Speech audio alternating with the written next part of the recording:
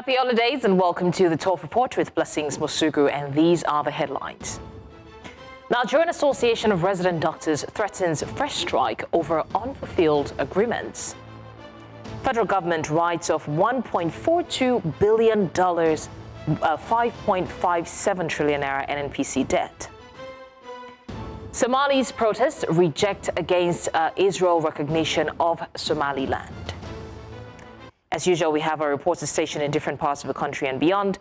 Jamil Mabai joins from Sokoto State, Sagir Ibrahim joins from Abuja, Chizoba Anyowe joins from Plateau, while Udoka Njoku joins from Morocco. We've got the details in a moment.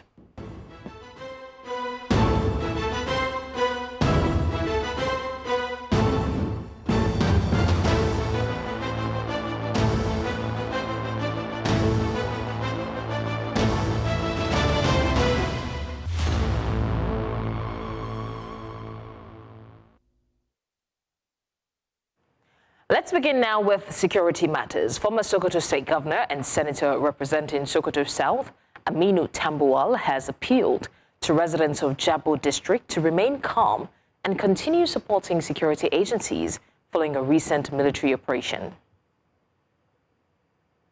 He made the call on Sunday during a visit to the community after reports of explosions linked to a coordinated operation by the Nigerian military and allied United States forces between December 25 and December 26. Tambuwal described the incident as unfortunate and expressed sympathy with affected residents while praying that similar occurrences would not be repeated.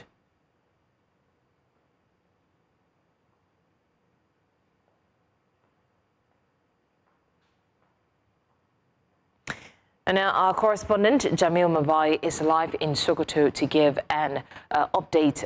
Jamil, we hear that the bomb actually dropped in Tangaza. How true is that? All right, unfortunately, we're unable to establish connections with Jamil at this time, but once we do, we'll circle back to that story. But in the meantime, the Nigerian Association of Resident Doctors has warned that the country may soon face another nationwide shutdown of medical services following the federal government's failure to honor a memorandum of understanding previously signed with the association. In an urgent appeal to senior medical professionals and respected elders, NARD's Secretary General Dr. Shuaibu Ibrahim cautioned that the nation was on the brink of a total and indefinite comprehensive strike. The association said the strike would be the inevitable result of the Federal Ministry of Health and the federal government ignoring multiple deadlines for implementing the MOU signed with resident doctors.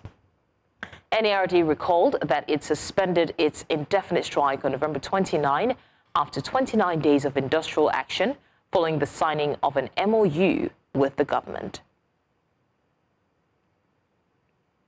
And away from that, the federal government has approved the cancellation of a major portion of debts owed by the Nigerian National Petroleum Company Limited to the Federation account, amounting to about $1.42 billion and 5.57 trillion naira.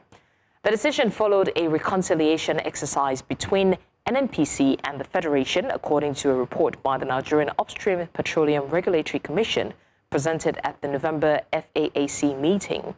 The approval effectively wiped out about 96% of a dollar-denominated debt and 88% of the naira obligations recorded as legacy liabilities up to December 31st, 2024. However, the regulator disclosed that fresh statutory debts accumulated in 2025 remain with outstanding obligations of about $1.8 million and 1.02 trillion naira still on record.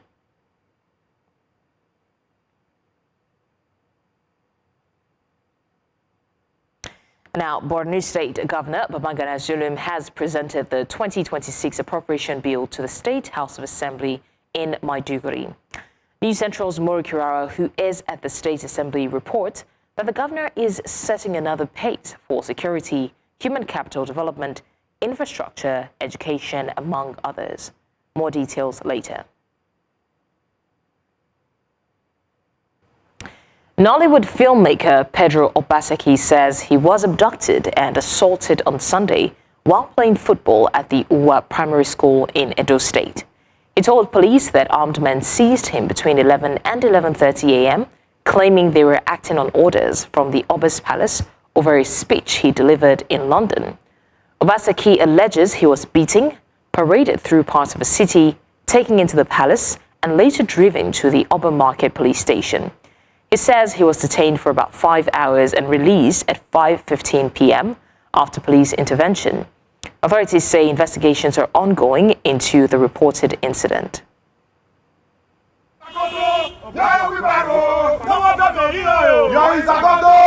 I'm a little, I don't want to say very traumatized. At about 11:30, 28th of December, at our primary school, and we were playing football. Immediately we finished the first half, the hoodlums, thugs, or I don't know, claiming or alleging that they were sent to come and take me to the palace. They invaded the place, some brandishing weapons, and dragged me for almost 5 kilometers from St. Joseph Catholic Church, where we have our primary school. Beat me, stripped me naked, and paraded me on the streets of Benin along Akbava, took me first to the Holy Arosa Church, and then dragged me through Ring Road to the palace. Beating me, stripped me naked, and I say naked, like naked, to the extent they tore my underpants. So I got there, and the allegation was that I was in an event in London where I spoke to Edo people, and that at the end of my speaking, I said Edo Ratokbe, meaning may Edo people live long, instead of me saying Oba Ratokbe, may Oba live long. In the meantime, Amnesty International Nigeria has condemned the assault and public humiliation of Pedro Obaseki, describing the incident as barbaric and unlawful. In a statement, Amnesty said the incident showed a blatant disregard for due process and violated international human rights standards on dignity and protection from violence. The organization called on the Nigerian police to immediately investigate and bring all those involved to justice, urging the Benin Palace to publicly denounce the alleged abduction. Now, business and official activities in the Federal Capital Territory have resumed on a rather sluggish note this Monday as the festive atmosphere continues to linger across the city. A visit to the Federal Secretariat and other major districts reveals significantly less traffic and lower footfall than usual. With many civil servants and private sector workers likely extending their holidays, the city remains unusually quiet. News Central Sagir Ibrahim is monitoring the situation and joins us live for an update. Sagir Ibrahim, what is it like in the FCT? I mean, one would expect that this is still the festive season and people should be home enjoying the season with their families. What is the work rate like this morning? Yes, I had mentioned, Blessings, that it's been 4 days since the Christmas celebration and, of course, the commencement of holiday across the globe, celebrating not just Christmas, but, of course, the end of the year and ushering in a new year. Usually, individuals, people, workers would enter the holiday spirit, and it's often difficult to come out of it because of the reason for the season. And they would stay home up until maybe after the New Year celebration. That is what we see that has characterized activities here, being Monday, the first day of the week, expectedly 4 days after the Christmas festivities. It's supposed to be a work day, but then it's been scanty, arrival, and it's been a scanty lot, as you can see from the background, just a few cars moving here and there. Usually these areas are supposed to have been filled up with cars of civil servants, of other individuals who have a business to be here at the Federal Secretariat and the likes of that. But consider the fact that during this time, a lot of civil servants and also private workers, go on their annual leave, meaning the offices would be scanty, with just a few individuals having to do some of the work that needs to be done in the office. These are some of the reasons that has characterized a slow work day, being Monday, even though, of course, individuals are supposed to take over the entire place and be at work and on top of their feet. The reason for the season has caused for them not to show up. All right, Sagir Ibrahim, correct me if I'm wrong, but I mean, growing up, we used to believe that the holidays included, the New Year, so one wouldn't even expect a reopening of offices until days after the New Year. Why has that changed, or why is that changing now? It is because for many offices, and it's not just government offices, we see situations where many of them would go on an annual vacation, closing offices until after the New Year. But for some others, this is not the case, and these are the individuals that are expected to, show up and get the work done. If you're an essential worker like myself, being a broadcaster who has to be on the field to report the news, you understand that you have to be on the field and ensure that the news is reported as at when due. If you're a nurse, if you're a doctor, if you're a military personnel or a security personnel, you understand the concept of being an essential worker. You have to be present and available, when necessary. But however, the season is what it is. Individuals, of course, over the past decades of, metamorphosing, growing, changing work environment, we saw, a drastic movement from the normal routine offline work up until now that we've seen a lot of individuals and companies doing their work online and being able to work remote. This to some extent has added to a large advantage for some of these workers who would usually be at the office, packed and being ready to work and get activities done. For some of these individuals, they might be at home and they are getting the work done from home. They do not necessarily have to be here in the office. And for the fact that many offices have co-opted, remote working, this has also affected, or in one way or the other, added to the reasons why we may be seeing scanty traffic and scanty work activities within the city. Like I mentioned earlier, individuals going on annual leave is another one. Individuals want to relax after a long year of putting in effort continuously and putting in the grind. Usually they would select this time particularly to go on the annual leave, relax, be with family, and do all of those things that they so cherish to do during within the main workings inside of the year, earlier in the year. So these are some of the contributors that we understand have caused for the scanty, of course, traffic, not just within the city, but across different workplaces that we have visited. Blessings. Sagir Ibrahim there with the update on resumption, especially in the FCT. We'll look forward to see how that of Lagos would be, and of course other states across the nation. You're still live with us on the 12 Report. When we come back, we've got more interesting stories. But in the meantime, let's go on a short break. We'll be right back. Many thanks for staying with us in the news. Now, to a rather sad story, a development that we have been following. The Great Nigeria building, which caught fire last Wednesday, continues to pose a danger to residents and traders as smoke is still billowing from the structure.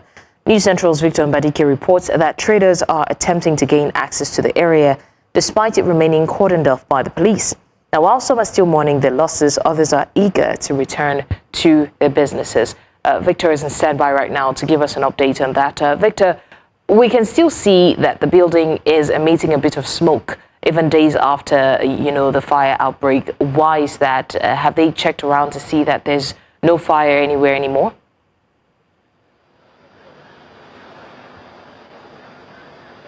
Well, funny enough, okay, thanks, Blessings. While I was even coming down to this place, I had seen the building emitting smoke from as far as, the Third Milan Bridge. That's to tell you how bad the state of the building is. Don't forget that this happened sometime on Wednesday last week, and 6 days after, we still have this building, the Great Nigeria Insurance House, still emitting heavy smoke. As a matter of fact, you still have a pocket of fires here and there.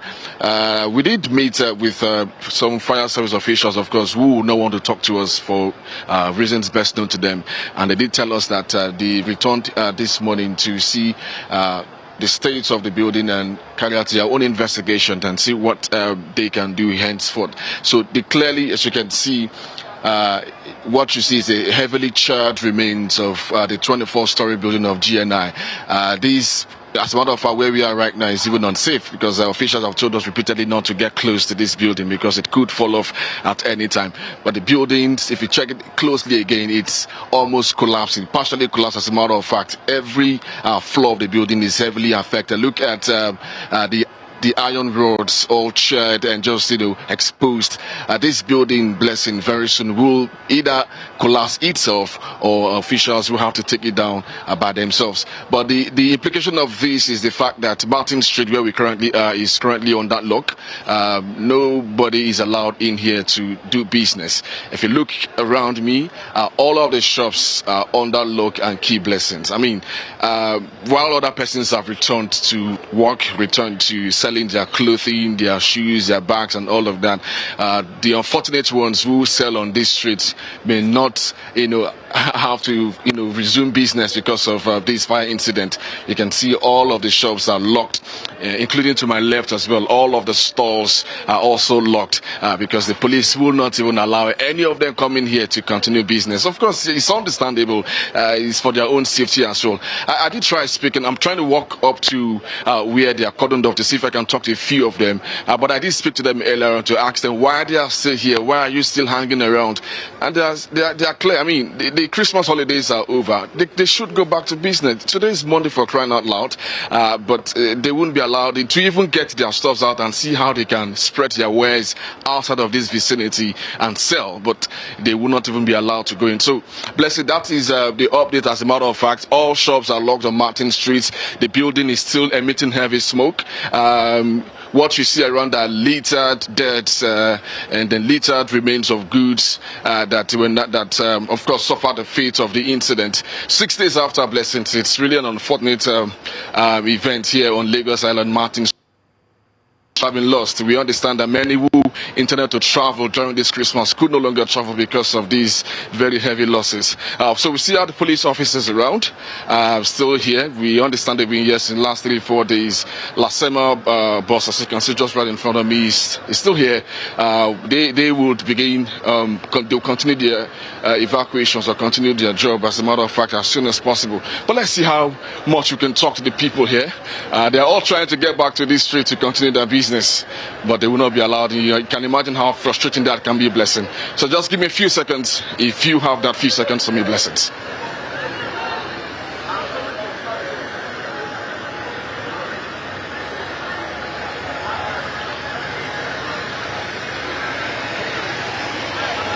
All right, so if you just right behind the Conodov area are vendors, shop owners who are trying to gain access into their various stores and shops to continue their business, because honestly, every other person who have no business with what has happened, they have continued doing their business. You can see Lagos Island is bubbling again, compared to what happened last Thursday, where this entire place was empty. But they're all back doing business, and they want to get access into their shops to continue their business, and they will not be allowed. Let's see if we can speak to a few of them to see why they are still standing here and what do they want to do in a building, a distressed area like this, as a matter of fact. Do you have a business? Do you have a shop here, sir? Because the question is, why do we still have a lot of persons are they trying to gain access into this place and continue their business? For a while now, they've locked this place. I don't know the time where the business will start. So we don't know the time where they will start, because that day they need to get them before the business can start. Do you have a shop here? Were you affected in any way? It's not affect my shop. My shop is the other way. Yeah, my shop is the other way. Okay, mommy here is distressed. I'm pretty sure she also wants to try and get access into this place and see if she can continue her business. Mommy, do you have a shop here? Why didn't I allow you in? The president kò ṣàánú wa, gbogbo ṣọ́ọ̀bù wa ti jóná, mi ò rí nǹkan kan pin báyìí mi ò rí mú, gbogbo property, gbogbo tí mò ń tà, táwọn ọmọ mi fún mi lówó, gbogbo ẹ̀ ti jóná. The president kò ṣàánú wa, kó bá wa wá solution. Well, she's saying that the president, of course, should have mercy on them and see how he can find solutions to, in terms of the heavy losses they've all experienced there. She said that she's lost every single thing and she could not even come out with a single pin. And so she's saying that she needs help and see how the authorities could help salvage the situation, and so she can pick up her pieces. Let's talk to more persons very quickly. Do you have a shop here, madam? You want to talk to us? Why are they not allowing you into this place? Are you trying to gain access here? No, we don't have an access because of the building that collapsed last week, Wednesday. Since all this, our business is to be paralyzed. We are not selling anything, nothing. We are just moving from one place to another in order to seek help from the government. Please, the government should come and help us. because of this situation. Is that why you are here? Yes, I'm here. My shop is there. I don't have access to my shop. My goods are there. We are not selling anything. That's why I'm standing here seeking for help now. Wow. Okay, so you have all the cases. Let's talk to Madam again. Who else wants to talk to us? So the situation is quite very uninteresting, if you like. While some persons are trying to get access into their shops that are not actually burnt, but of course collateral damage. Since one building is affected, other buildings around, whether it is burnt or affected, and they will also be affected in terms of getting access to the buildings, while others are still mourning their losses. It's really a very strange period. He's also trying to get access into this building, and I'm pretty sure that he will not be allowed. Tell us why you are still here. What make us we are seeing here, the fire since Wednesday, the fire is too much. So the army police people, they are just blocking everywhere. We don't have access to go to our shop or to bring market to hustle. So since Wednesday we are standing just like that, but we pray to God to make everything to be possible. Did you lose anything here? What did you lose? How much did you lose? Many type of goods, many goods condemned. Some even apart from goods, some human being, about 4 people who I know is inside that side. So I don't know what to do. As I'm speaking to, the thing is paining me, but I don't know what to do. These people that you talked about, I mean, are you sure there are people in that building? Do you know them? I know them very well. About 4 Igbo guys, I know them. Some of my friends, I know them very well. So that they are seen inside there. So you have not seen them since that time? Because even about 3 guys who I know, Emeka Buka with the other guy, the master of the guy send them to cramp the floor, try from that to throw my goods. So as they're throwing the goods, building from nowhere fall on top of them. So I'm thinking those 3 people is inside there. Well, blessing, that's another angle to the unfortunate story. Now he's still trapped under that building. Whether they are still alive or not, he doesn't know. As a matter of fact, you did hear when he called a couple of their names to say these guys are still there. I mean, they were actually trying to save some of the goods when the building caved in on them, which is quite really unfortunate. Mommy, kill us in the middle.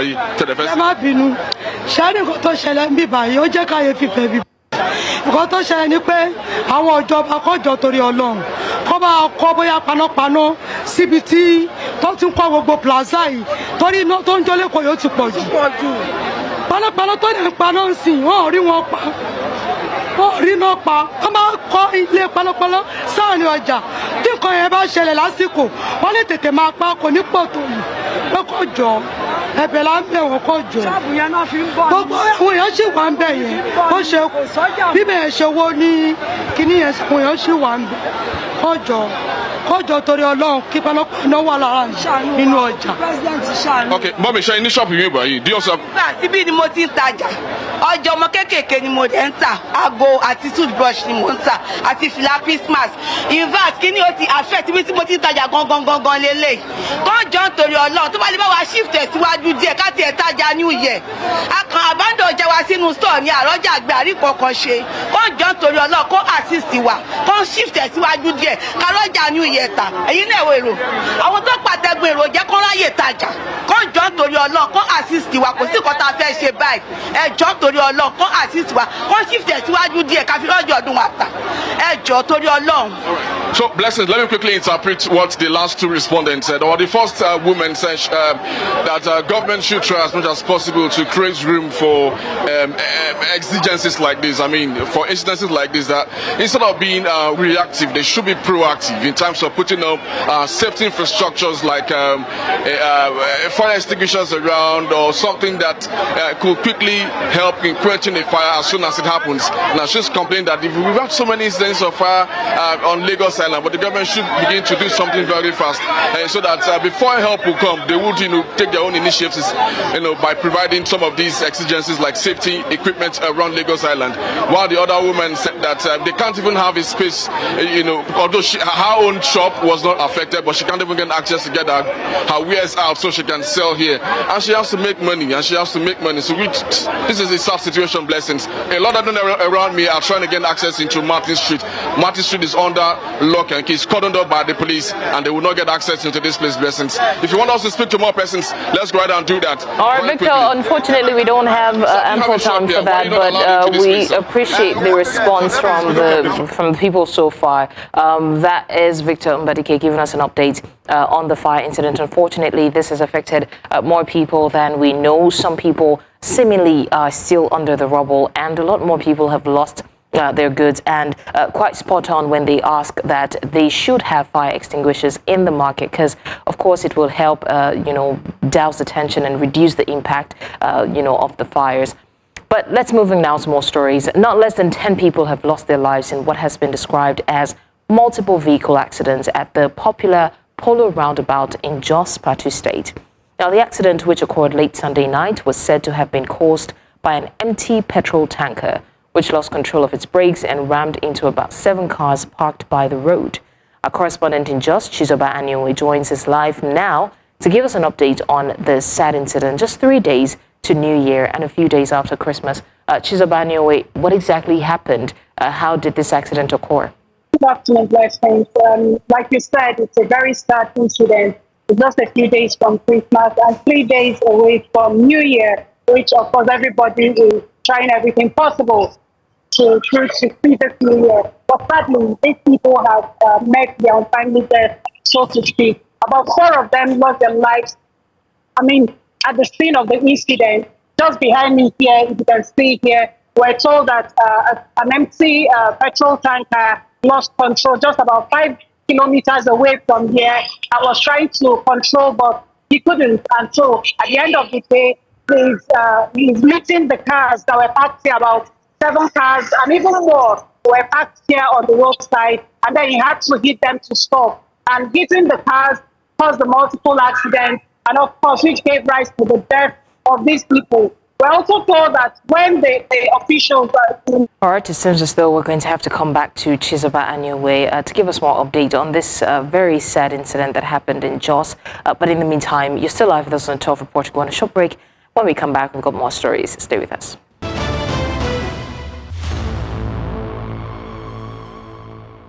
Anything to stay with us. Now let's go to politics, where the FCT Minister Nyesom Wike has accused some members of the People's Democratic Party of working to destroy the party, while also blaming them for accusing him of plotting to create a one-party state.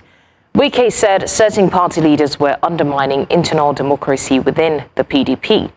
Addressing the press on national issues on Monday in Port Harcourt, Rivers State, Wike alleged that Oyo State Governor Seyi Makinde took a small group of supporters to Lagos and disqualified prominent members of the party from key processes.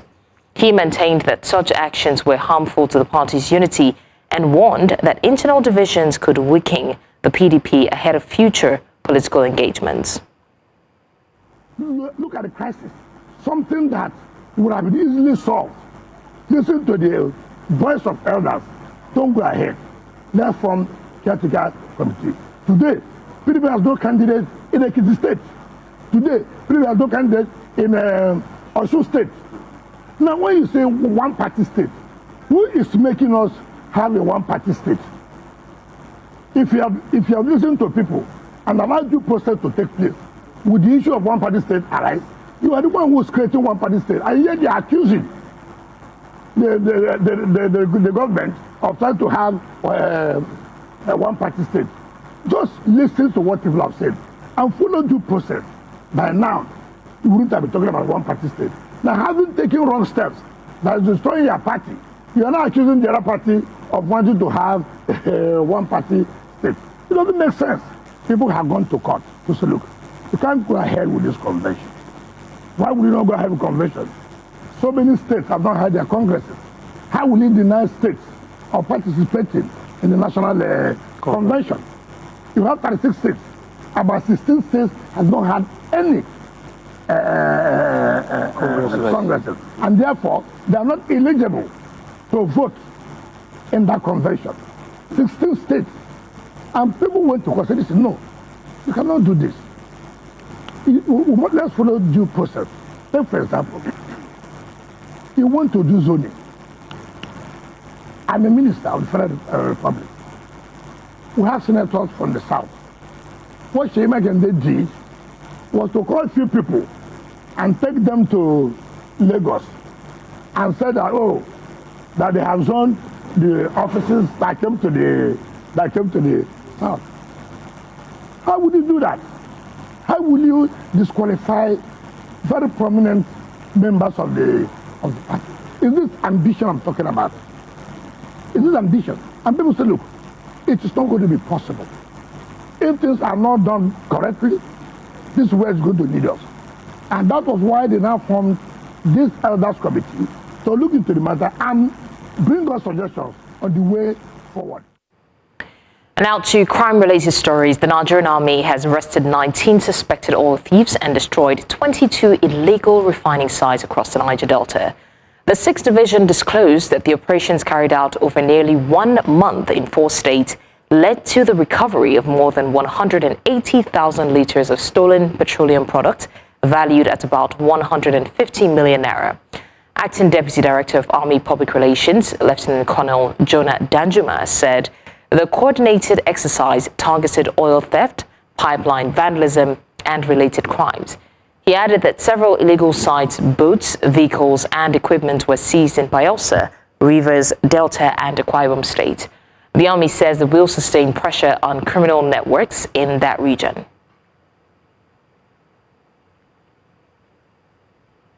And now the National Drug Law Enforcement Agency has intercepted a United Kingdom-bound cocaine shipment at the Murtala Muhammed International Airport, Lagos. The agency says 75 parcels of cocaine weighing 1.5 kilograms were concealed inside factory-sealed sachets of liquid starch at the airport's export shed. NDLEA spokesman Femi Babafemi confirmed the arrest of 3 cargo agents linked to the consignment, while further investigations led to the arrest of an ex-convict, Nwobodo Basil, identified as the mastermind. Now, Babafemi said the suspect was previously convicted for drug trafficking in 2023. The NDLEA also reported additional arrests and seizures of opioids and cannabis in several states as efforts to curb drug trafficking nationwide continues. All right, we go back to the United States airstrike in Nigeria, Sokoto State to be precise, and we have our correspondent Jamil Mabai, who is live in Sokoto State, to give us an update on that. Jamil, we hear that the bomb dropped in Tangaza. How true is that? It's quite true. Today we were able to confirm that, and we're currently not in Tangaza, we're in Masalati, a community which is closer in terms of proximity where the bomb was dropped. But one thing is that we couldn't confirm was there any casualty, and did the strike really hit the target, the intended target. But what we were able to establish, the local community of Madu, which is 12 kilometers away from where the incident happened, they told us that they had the loud sound when the bomb dropped, but they are unable to establish whether there was any casualty or not.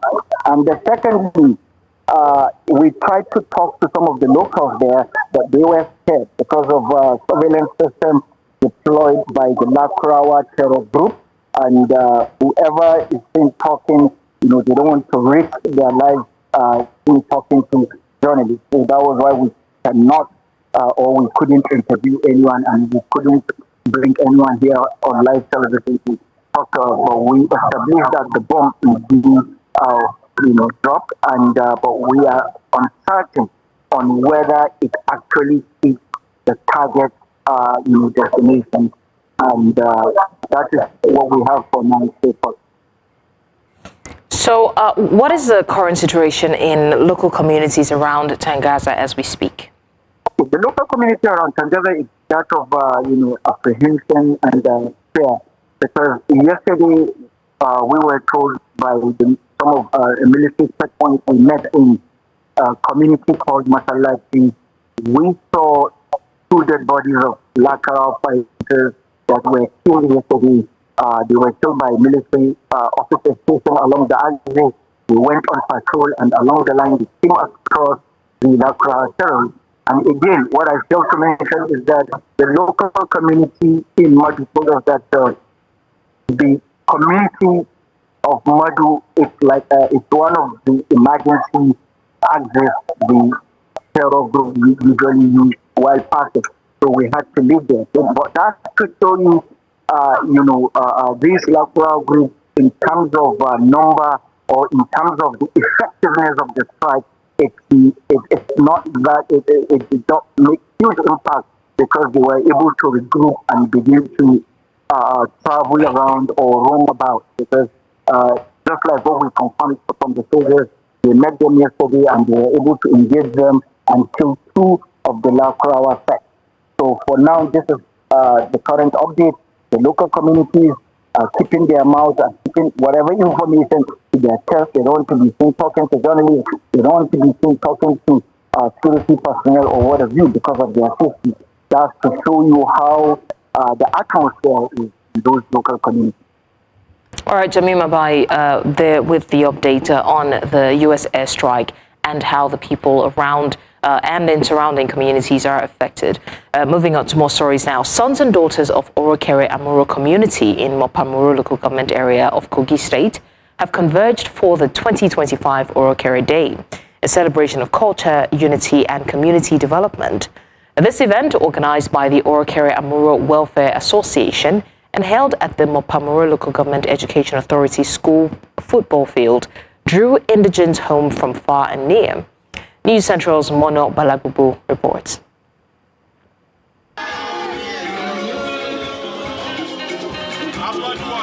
Orokere Amuro came alive with color, rhythm and movement as sons and daughters of the community celebrated the 2025 Orokere Day. Held at the Mopamuro Local Government Education Authority school football field, residents and returnees from various compounds took turns to showcase their identity. The whole community will come together and then celebrate our day, which is Orokere Day. Many have gone, but we thank God for those of us that are still alive. We are here to rejoice and to come together as one. We are almost losing hope that maybe such day like this may not even come up this year. But we thank God, despite our insecurity and everything, but we still thank God that today we are celebrating our day. Beyond the colors and celebrations, leaders say gatherings like this also help strengthen unity at a time when parts of Okunland continue to face insecurity challenges. When we do things as we are one family. It's significant to celebrate their culture. Yes, my message to the community is how all of them to unite and make sure that what they are doing before, the unity they are preaching to everybody, they should still maintain it. Side attractions like the preparation of a traditional local cake cherished within the community added flavor to the celebration. Is a very delicious and medicinal food. The event also served as a platform to raise funds aimed at supporting welfare and development projects within the community. As celebrations progressed, residents also benefited from a health outreach. I got not of pay to appreciate the Orokere Traditional Council, Orokere Welfare Association, sons and daughters, both home and diaspora, for their cooperation, sacrifices, and contribution. Indeed, you are all wonderful. For Orokere Amuro, Orokere Day 2025 was more than a celebration. It was a show of resilience and a reminder of what is possible when the community comes together. In Kogi for News Central, Morno Balagbobo.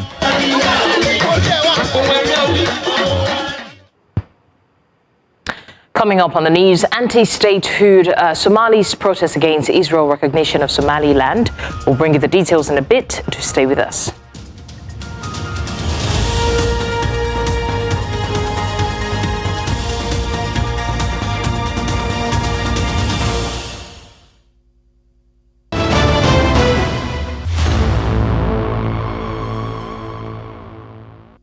Many thanks for staying with us. Now, crowds have taken to the streets in several towns across Somaliland following Israel's announcement recognizing the breakaway region as an independent state. Celebrations were seen in Hargeisa, the capital of a self-declared Republic of Somaliland, as residents hailed what they described as a historic breakthrough. Now, Israel made the announcement on the 26th of December, becoming the first country to formally recognize Somaliland, which declared independence from Somalia in 1991. The move has, however, drawn strong condemnation from Somalia's president, who described it as a threat to peace and stability in the Horn of Africa. Regional and international reactions to the decision are still emerging. In the meantime, Somalis have staged protests in Mogadishu and other cities following Israel's decision to recognize Somaliland as an independent state. Demonstrators waved Somali flags and chanted slogans rejecting the move, insisting that Somalia remains one, united and indivisible. Protesters described the recognition as a violation of Somalia's sovereignty and international law. Now, Somalia's federal government has condemned Israel's action, calling it null and void, while urging the international community to respect the country's territorial integrity. Lawmakers and civil society groups warned the decision could inflame tensions in the Horn of Africa and embolden separatist movement.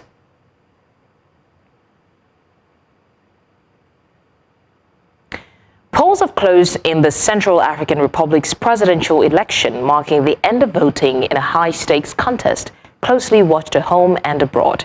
Electoral officials say polling stations shut as scheduled across most of the country, following a day of voting that was reported to be largely calm, despite logistical and security challenges in some areas. Incumbent President Faustin Archange Touadera is seeking another term in office after recent constitutional changes removed presidential term limits, a move strongly opposed by opposition parties and civil society groups. Critics argue the vote lacks a level playing field, while the government insists the process is lawful and transparent. No official results have been announced, with provisional tallies expected in the coming days.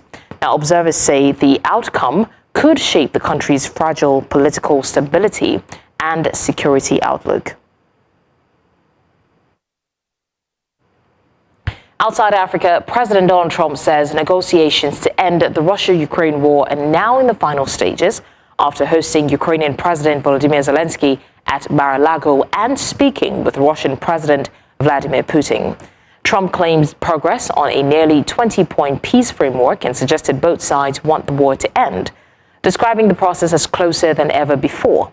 Zelensky's team says about 90% of the draft is agreed, with remaining disputes focused on territorial issues, especially eastern Ukraine's Donbas region. Trump emphasized security guarantees and quick action, but did not set a timeline. Despite diplomatic optimism, Russia continues heavy bombardment and hard cash year, not in vibes, but in actual policy, in trade talks, and who we choose to sit with at the global table. Now, first thing, the world economy is expected to cool a bit in 2026, with more trade friction and higher costs moving goods around. So even if you never travel, global still enters your kitchen through food prices, through fuel costs, shipping, and the dollar rate. Now, Nigeria's play is basically more partners, more deals, less dependence. On the African side, AfCFTA is still the big lane, if implementation gets real and not just speeches this time. Nigerian businesses can sell more across Africa, can grow exports beyond crude, and create jobs that don't require relocation to Canada. More trade inside Africa can also mean more competition, which can help prices and variety in markets over time. And of course, outside the continent, basically almost the same thing. Now, what does this mean for the Nigerian market? It means that prices of things just might come down. And of course, you may be able to afford more things, and our currency might be looking at an upward trend. In all of this, we're looking at a better 2026 if the trajectory aligns, and that is your postscript. Now, before we go, let's take a look at what's happening in the sporting world. The Super Eagles have begun final preparations for their last Group C encounter against Uganda, holding their pre-match press conference in Fez on Monday. Head coach Eric Chell and team captain Wilfred Ndidi addressed the media at the Complex Sportive Day Fairs, fielding questions on team readiness, squad fitness, and expectations ahead of a crucial clash. And Onyechi Obaro is on standby to give us more updates. Onyechi, are you ready for us? Yes, I am. Of course, it is match day -1 for that crucial encounter in Group C for Nigeria against Uganda. There are a bit of injury worries, but we're very hopeful that these players in question will turn up against Uganda. We'll give you more update about that on the show at 1 p.m. on In the Game.